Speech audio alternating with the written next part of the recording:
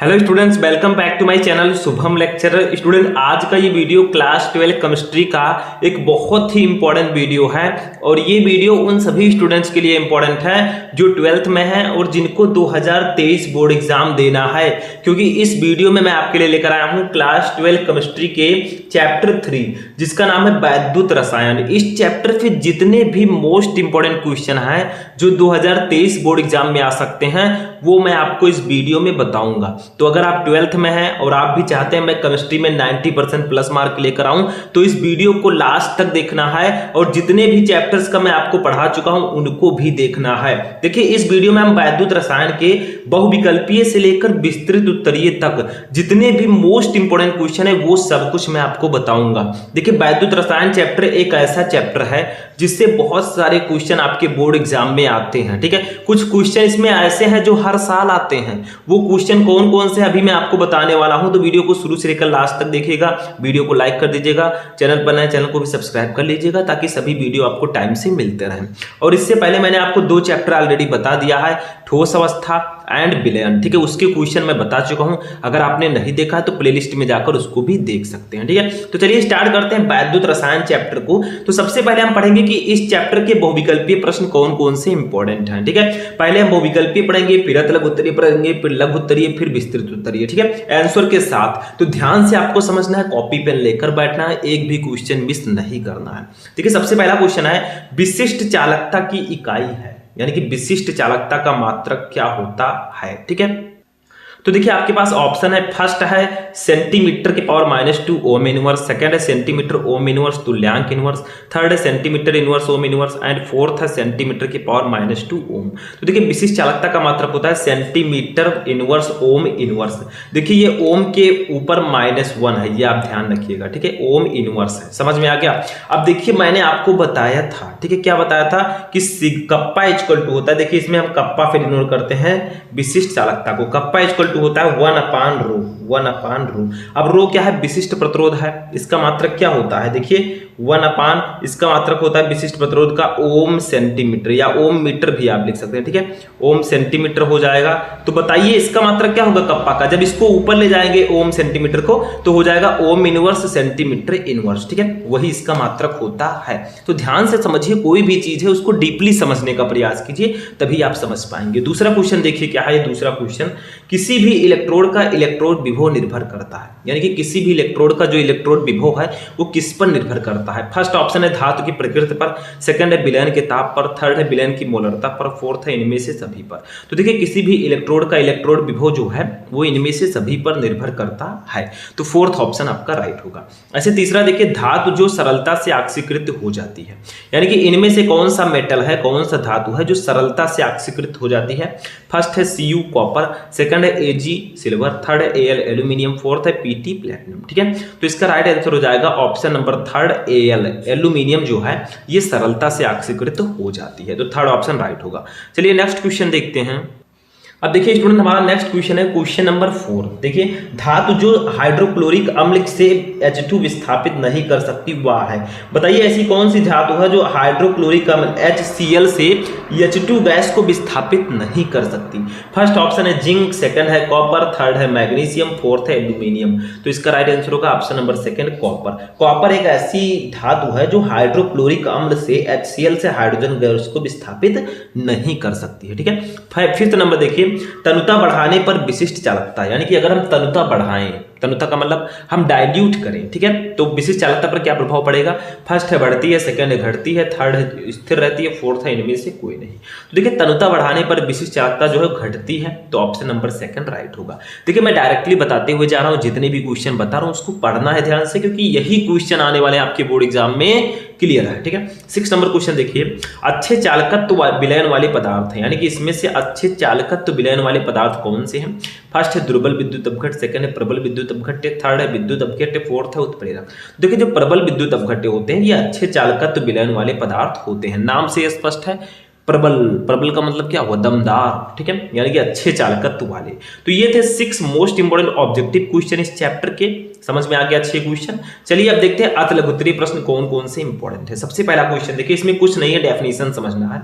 अति लघुत्तरीय प्रश्नों में बहुत ज्यादा इंपॉर्टेंट क्वेश्चन जो है वो है किसी सेल के विद्युत वाहक बल से क्या तात्पर्य है, यानी कि what is the electromotive force of a cell. ठीक है, तो देखिए क्या होता है, एक डेफिनेशन याद रखिएगा, किसी सेल के इलेक्ट्रोडों के इलेक्ट्रोड विभव में वह अंतर जब सेल से परिपथ में कोई विद्युत धारा नहीं बहती, सेल का विद्युत वाहक बल कहलाता है।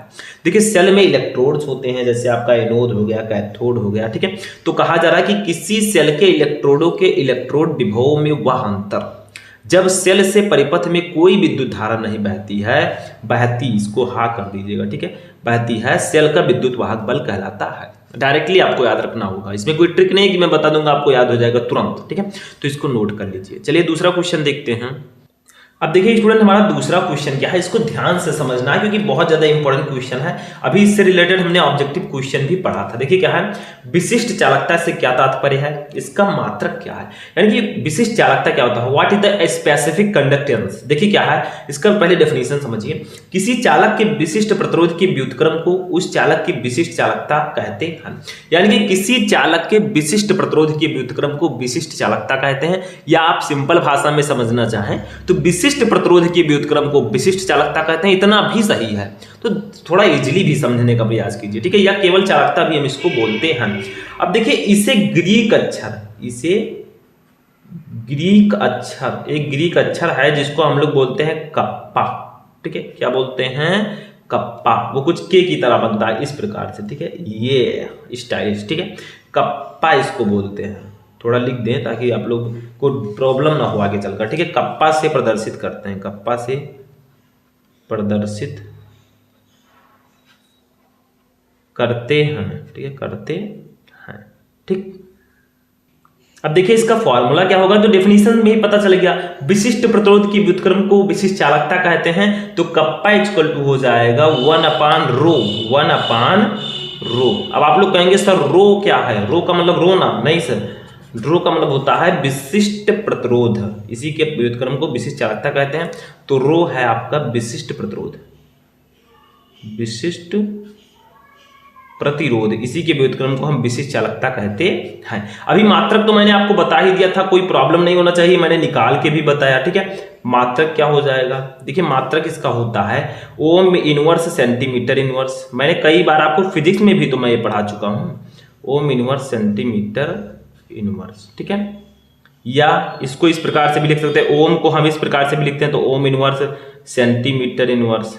ठीक है, या साइमन सेंटीमीटर इनवर्स भी होता है, या ऐसे लिखेंगे, देखिए यस से साइमन और सेंटीमीटर एंड इनवर्स। ठीक है, तो 2-3 मात्रक होता है, ओम इनवर्स, मीटर इनवर्स भी हम लिख सकते हैं। देखिए सेंटीमीटर एक छोटा सा मात्रक है, मीटर इनवर्स थोड़ा बड़ा हो जाएगा। ठीक है, सिंपल सा है। चलिए नेक्स्ट क्वेश्चन देखते हैं, थर्ड। देखिए क्या है, जिंक तथा तांबे में से एक अम्लों से हाइड्रोजन गैस विस्थापित नहीं कर सकता, क्यों, यानी कि जिंक और तांबे में से एक ऐसा है जो अम्लों से हाइड्रोजन गैस विस्थापित नहीं कर सकता, क्यों। तो देखिए वैद्युत रासायनिक श्रेणी जो हमारी इलेक्ट्रोकेमिकल सीरीज है, ठीक है, ECS, वैद्युत रासायनिक श्रेणी में जिंक हाइड्रोजन से ऊपर है तथा तांबा हाइड्रोजन से नीचे है, जिसके कारण जिंक हाइड्रोजन से अधिक अपचायक है और तांबा कम अपचायक है। इसलिए जिंक अम्लों से हाइड्रोजन को विस्थापित कर सकता है परंतु तांबा नहीं कर सकता। यानी कि जिंक तथा तांबे में से एक ऐसा तत्व है जो हाइड्रोजन से गैस, जो अम्लों से हाइड्रोजन गैस विस्थापित नहीं कर सकता, वो कौन सा है, वो है आपका तांबा। ठीक है, क्योंकि वैद्युत रासायनिक श्रेणी में जो जिंक है वो हाइड्रोजन से ऊपर है तथा तांबा हाइड्रोजन से नीचे है, जिसके कारण जिंक हाइड्रोजन से अधिक अपचायक है और तांबा कम अपचायक है। इसीलिए जिंक अम्लों से हाइड्रोजन को विस्थापित नहीं कर सकता परंतु तांबा नहीं कर सकता। ठीक है, यानी कि जिंक जो है वो कर सकता है लेकिन तांबा नहीं कर सकता। ठीक है, सिंपल सा है। चलिए नेक्स्ट देखते हैं। अब स्टूडेंट नेक्स्ट वाला देखिए, इसमें भी कुछ नहीं है, वही कारण पूछा गया है कि कॉपर सल्फेट के विलयन में लोहे की कील डालने पर क्या होगा। अगर हम कॉपर सल्फेट CuSO4 के विलयन में लोहे के कील डाल दें, ये देखिए तो क्या होगा। देखिए कॉपर सल्फेट के विलयन में लोहे की कील डालने पर, कॉपर सल्फेट का कोई विलयन है, जैसे मान लीजिए ये एक बर्तन है, इसमें क्या है, इसमें है कॉपर सल्फेट, ये देखिए ये सब है कौन भैया, ये सब है कॉपर सल्फेट CuSO4। अब इसमें हम ले आते हैं एक बड़ा सा क्या, लोहे की कील। ये देखिए हमने डाल दिया, तो होगा क्या बताइए। तो देखिए कॉपर सल्फेट के विलयन में लोहे की कील डालने पर लोहे के कील के ऊपर कॉपर की परत चढ़ जाएगी। देखिए इसकी कील के ऊपर कॉपर की परत ऐसे चढ़ जाएगी, ठीक है, क्योंकि कॉपर की सक्रियता लोहे से कम होती है। तो इतना सा काम है कि कॉपर सल्फेट के विलयन में लोहे की कील डालेंगे तो लोहे की कील पर, ठीक है, के ऊपर कॉपर की परत चढ़ जाएगी। बस यही कारण है, क्योंकि कॉपर की सक्रियता लोहे से कम होती है। सिंपल सा है। पांचवा देखिए क्वेश्चन, कोलराउस का नियम क्या है। बहुत इंपॉर्टेंट, बहुत ज्यादा इंपॉर्टेंट। ये 15, 16, 17, 18, 19, 20, 22 सब में आ चुका है। देखिए क्या है इस नियम के अनुसार, कोलराउस का नियम क्या है। इस नियम के अनुसार किसी विद्युत अपघट्य की अनंत तनुता पर चालकता इसके धनायनों तथा ऋणायनों की मोलर चालकताओं के योग के बराबर होती है यदि प्रत्येक चालकता पद को विद्युत अपघट्य सूत्र में उपस्थित संगत आयनों की संख्या से गुणा किया जाए। यानी कि इतना ही इंपॉर्टेंट है। देखिए यहां तक, ठीक है। देखिए किसी विद्युत अपघट्य की अनंत तनुता पर चालकता, जैसे मान लीजिए ये चालकता किसकी है, ये देखिए अनंत तनुता पर कहा गया है तो ये अनंत का चिन्ह मैंने लगा दिया, ठीक है। ये चालकता है लैम्डा, ठीक है। अब लैम्डा ये मोलर चालकता है किसकी। अब विद्युत अपघट्य में हम कुछ भी ले सकते हैं, जैसे हमने ले लिया HCl, ठीक है, HCl। देखिए ये लैम्डा m है आपकी चालकता। अब अनंत तनुता है तो अनंत का चिन्ह लगा देंगे, तो अनंत तनुता पर किसी विद्युत अपघट्य की मोलर चालकता, विद्युत अपघट्य हम HCl ले लेते हैं, ठीक है।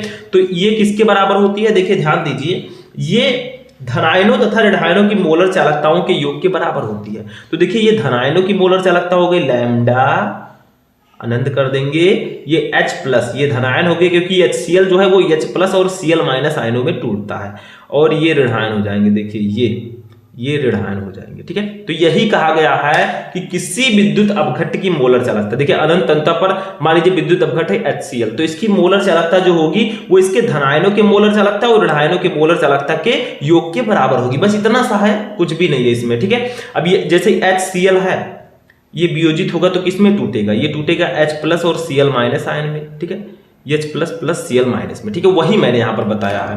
तो ये आपका सिंपल सा है कि किसी विद्युत अपघट्य की अनंत तनुता पर चालकता इसके धनायनों तथा ऋणायनों की मोलर चालकताओं के योग के बराबर होती है, ठीक है। तो देखिए यहाँ पर HCl की जो मोलर चालकता है इसके धनायन और इसके ऋणायन की मोलर चालकता के योग के बराबर है, ठीक है। तो इसको नोट कर लीजिए। चलिए नेक्स्ट क्वेश्चन देखते हैं। अब देखिए स्टूडेंट 6 नंबर क्वेश्चन हमारा क्या है, इसको समझिए, समझेंगे तो समझ में आएगा, नहीं समझेंगे समझ में नहीं आएगा, ठीक है। तो इसको समझ, हर एक चीज को आप समझने का प्रयास कीजिए, तभी आप आगे टॉपर बन पाएंगे, ठीक है। देखिए क्या है, फैराडे का विद्युत अपघटन का प्रथम नियम क्या है। देखिए फैराडे ने 2 नियम दिए थे, एक प्रथम नियम एक द्वितीय नियम। तो आपसे कहा जा रहा है कि फैराडे के विद्युत अपघटन का प्रथम नियम क्या है। तो देखिए इस नियम के अनुसार विद्युत अपघटन की प्रक्रिया में किसी इलेक्ट्रोड विशेष पर मुक्त अथवा पदार्थ का द्रव्यमान विलयन में प्रवाहित की गई विद्युत की मात्रा के समानुपाती होती है। यानी कि कहा जा रहा है कि विद्युत अपघटन की प्रक्रिया में किसी इलेक्ट्रोड विशेष पर मुक्त पदार्थ का द्रव्यमान जो होता है वो विलयन में प्रवाहित की गई विद्युत की मात्रा यानी कि कुल आवेश के समानुपाती होती है। इसको कैसे समझेंगे, समझिए पहले, ठीक है। तो क्या कहा गया है, आपसे कहा गया है कि पदार्थ की जो मात्रा होती है, ठीक है, इसको हम लोग डिनोट करेंगे W से। देखिए W किसके समानुपाती होगी, उसमें उपस्थित कुल आवेश। देखिए क्या है, ये विद्युत की मात्रा यानी कि कुल आवेश के समानुपाती होती है। तो देखिए किसी इलेक्ट्रोड विशेष पर मुक्त पदार्थ का द्रव्यमान, इसको हम W से डिनोट करेंगे। ये इलेक्ट्रोड पर मुक्त पदार्थ का द्रव्यमान है, ये किसके समानुपाती होती है, उसमें विलयन में प्रवाहित की गई कुल विद्युत की मात्रा कुल आवेश के समानुपाती होती है। तो W अनुपाती Q हो जाएगा। ये समानुपाती का चिन्ह हटाएंगे तो यहाँ पर Z जुड़ जाएगा, तो ZQ हो जाएगा। तो ये भी आप फॉर्मूला लिख सकते हैं। और मैंने आपको ये भी बताया है कि Q इक्वल टू क्या होता है, चूंकि Q इक्वल टू होता है IT, Q इक्वल टू होता है IT। ये तो सबको मैंने बताया है, कोई भी नहीं होगा बच्चा ऐसा जिसको नहीं बताया मैंने, ठीक है। तो यहाँ पर क्या करेंगे, अब हम Q के स्थान पर IT लिख देंगे, तो W इक्वल टू हमारा हो जाएगा ZIT। अब बहुत सारे स्टूडेंट जो बहुत ब्रिलियंट है वो सोच रहे होंगे, अरे सर जी यहाँ पर Z क्या है। Z है स्टूडेंट समानुपाती स्थिरांक, समानुपाती स्थिरांक, ठीक है। ये हमारा Z है, ठीक है, समानुपाती स्थिरांक। बस सिंपल सा है, इसमें कुछ है ही नहीं। तो ये आपका फॉर्मूला हो जाएगा, किसी इलेक्ट्रोड पर मुक्त पदार्थ की जो द्रव्यमान है W, वो उसमें उसकी कुल विद्युत मात्रा, उसके विद्युत अपघट्य में उसके विलयन में प्रवाहित की गई कुल विद्युत की मात्रा यानी कि कुल आवेश के समानुपाती होता है। W और समानुपाती Q, W equal to ZQ हो जाएगा, क्योंकि समानुपाती के चिन्ह को हटाएंगे तो समानुपाती स्थिरांक जुड़ जाएगा। Q इक्वल टू IT होता है, तो Q के स्थान पर IT लिख देंगे तो W इक्वल टू ZIT हो जाएगा, ठीक है। तो इसको भी नोट कर लीजिए। अब सेकेंड वाला देखते हैं, ये भी भी नियम इन्हीं का है, बहुत इंपॉर्टेंट है।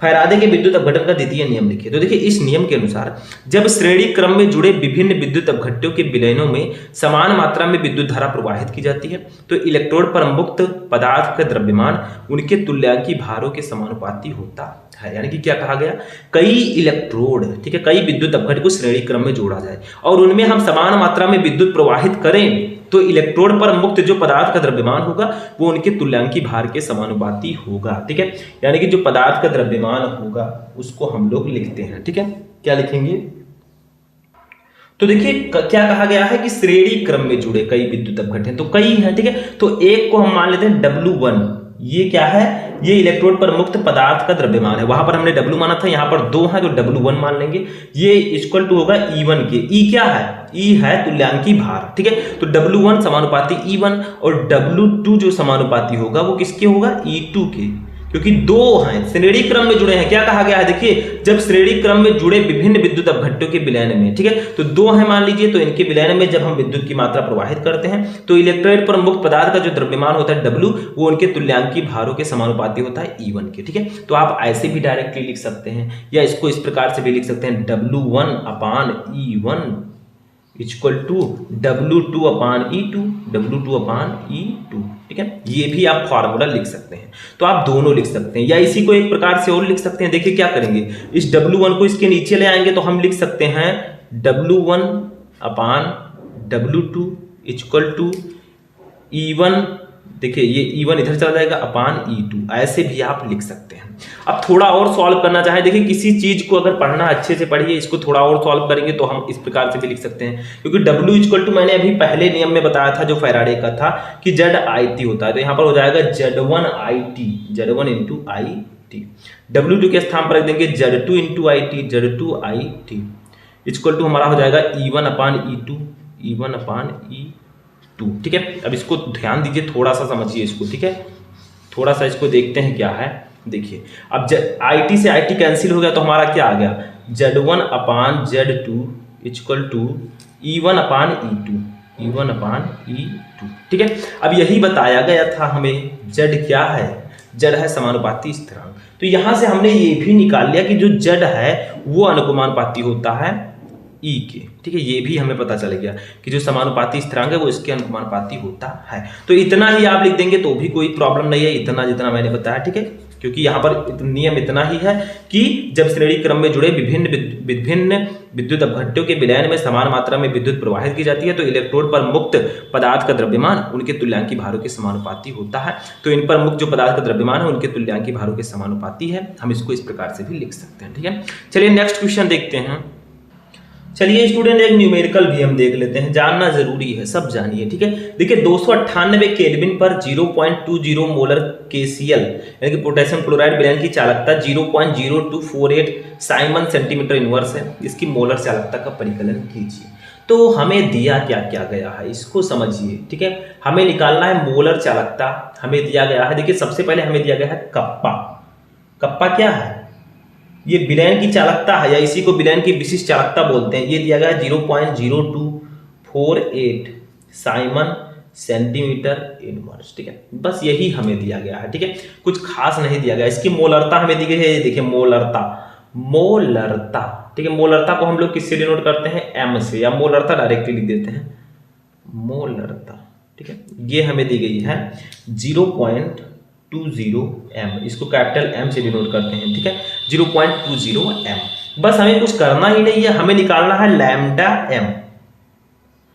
इसकी वैल्यू हमें निकालनी है, यानी कि मोलर चालकता निकालना। तो चलिए फॉर्मूला लगा देते हैं student. Lambda M equal to होता है हमारा, देखिए ध्यान दीजिए, कप्पा इंटू 1000 अपान मोलरता। बस इसी पर हम फॉर्मूला रख देंगे, इसी पर हम वैल्यू रख देंगे, हमारा ये मोलर चालकता निकल आएगी। ठीक है, तो लैम्डा M इक्वल टू हमारा हो जाएगा, देख कप्पा की वैल्यू कितनी है 0.0248। ठीक है, इंटू 1000 से गुणा हो जाएगा अपान मोलरता कितना है, ये देखिए 0.20। चलिए इसमें कुछ है ही नहीं, इसका गुणा कर दीजिए ऊपर आप 1000 से 0.0248 का, तो ये जो 0.3 अंक इधर आ जाएगा, तो 1 2 3, तो ये हमारा हो जाएगा 24.8 बटा 0.20। अब ज़्यादा ताम झाम हम करेंगे नहीं, डायरेक्टली इनको देंगे काट। ठीक है, ये देखिए हमने काट दिया। अब काटने पर हमारा क्या आ गया, देखिए आप चाहे तो मात्रक भी साथ में यहाँ पर लिख सकते हैं। ठीक है, कोई प्रॉब्लम नहीं है। तो लैम्डा m इक्वल टू हमारा आ जाएगा क्या, 124। ये जब आप 24.8 को 0.20 से कट करेंगे तो 124 Simon centimetre square mole inverse. ठीक है, ये हमारा आंसर आ जाएगा। ठीक है, बस इसमें कुछ था ही नहीं, नोट कर लीजिए, बहुत इंपॉर्टेंट है। आप यहाँ पर मात्रक के साथ लिखेंगे तो ज़्यादा बेटर रहेगा। ठीक है, बाकी ये हमारा हो चुका है, समझ में आ गया ये क्वेश्चन भी। यहाँ पर हमारा जो अतलघुत्तरीय प्रश्न है वो फिनिश होता है। 8 क्वेश्चन इसमें अतलघुत्तरीय प्रश्न इंपॉर्टेंट है और अतलघुत्तरीय प्रश्न इस चैप्टर से आते हैं, ज़्यादातर चांसेस हैं, तो पढ़कर जाइएगा। ठीक है, चलिए नेक्स्ट देखते हैं। अब देखिए नेक्स्ट क्या है, इस चैप्टर से कौन कौन से लघु उत्तरीय प्रश्न इंपॉर्टेंट है। ठीक है, तो सबसे फर्स्ट देखिए, इसका मैं आंसर नहीं बताने वाला क्योंकि इससे विस्तृत उत्तरीय प्रश्न नहीं आते हैं। लघु उत्तरीय प्रश्न, अर्ध लघु उत्तरीय प्रश्न एंड विस्तृत जो आपका ऑब्जेक्टिव क्वेश्चन है वही आता है। ठीक है, तो क्वेश्चन नंबर 1 है, वैद्युत रासायनिक श्रेणी किसे कहते हैं, इसके प्रमुख लक्षण तथा 2 प्रमुख उपयोग लिखिए। व्हाट इज इलेक्ट्रोकेमिकल सीरीज, विद्युत रासायनिक श्रेणी क्या है। ठीक है, तो इसके आपको प्रमुख लक्षण और उपयोग लिखने हैं, ये मैं जल्दी वीडियो लेकर आऊंगा। अभी मैं क्वेश्चन बता रहा हूं, इसको नोट कर लीजिएगा क्योंकि ये इंपॉर्टेंट है। दूसरा देखिए, इलेक्ट्रोड विभव किसे कहते हैं, इसका मान किन किन कारकों पर निर्भर करता है, बहुत ज्यादा इंपॉर्टेंट है, इन सबको नोट करके पढ़ लीजिएगा, इंपॉर्टेंट है। तीसरा है, मानक इलेक्ट्रोड विभव क्या है, इलेक्ट्रोड विभव ई और मानक इलेक्ट्रोड विभव ई नॉट में संबंध स्थापित कीजिए, ये भी इंपॉर्टेंट है। चौथा है, प्रबल तथा दुर्बल विद्युत अपघट को उदाहरण द्वारा समझाइए। तो लघु उत्तरीय प्रश्नों में ये 4 क्वेश्चन आ सकते हैं। इसमें से विस्तृत उत्तरीय प्रश्न इस चैप्टर से नहीं आते हैं, लगभग कोई भी क्वेश्चन नहीं आता मेरे अकॉर्डिंग। ठीक है, तो विस्तृत उत्तरीय प्रश्न का टेंशन नहीं लेने का, बाकी लघु उत्तरीय प्रश्न, अतिलघु उत्तरीय प्रश्न और ऑब्जेक्टिव क्वेश्चन इस चैप्टर से आते हैं। ठीक है, तो यहाँ पर हमारा ये चैप्टर फिनिश होता है। पूरे चैप्टर के बहुत सारे क्वेश्चन मैंने आपको बताए, अब आप लोग कमेंट करके बताइएगा इनमें से कितने क्वेश्चन आपको ऑलरेडी पता थे। तो चलिए हम मिलते हैं किसी नेक्स्ट वीडियो में नेक्स्ट टॉपिक के साथ, तब तक के लिए थैंक यू।